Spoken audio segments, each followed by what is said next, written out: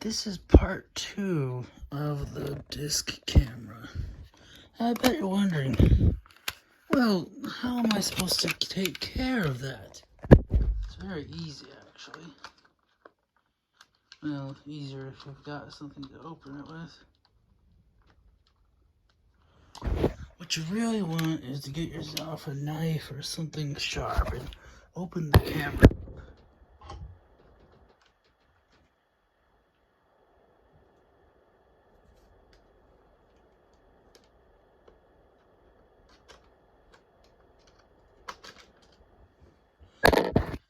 Just pop open like that, and you can take the front off. It doesn't matter if it falls or whatever. This is what you'll see inside. The batteries are more than likely fine. You won't have to replace those probably. If you do, this isn't the video for you. If this camera isn't working at all, it's not making that buzz sound where you put in the disc and open the flap or switch the switch, this is not the video for you. That's dead batteries. I can't show you how to replace these because that would require taking apart the whole camera just like the motor will. Now, the motor. This is the motor. That's the armature. And this is the motor casing.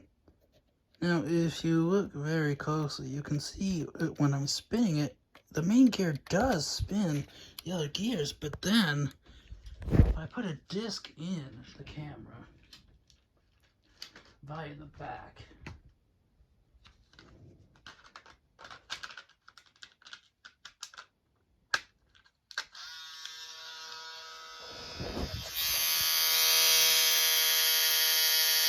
you see, it's not spinning, and it didn't even spin when I first put it in.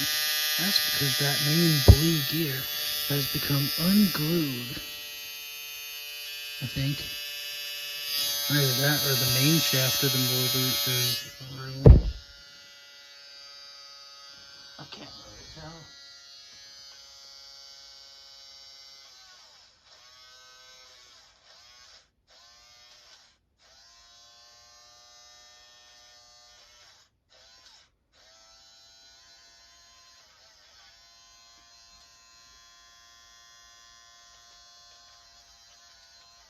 Yeah, that's exactly what the problem is.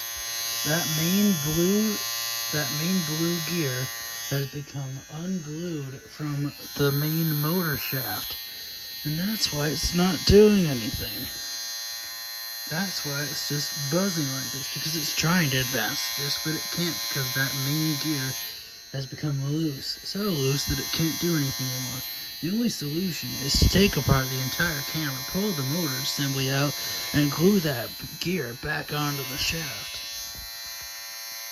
It's that simple, but I'm not going to be taking it apart. That's for you to do at your own discretion and risk.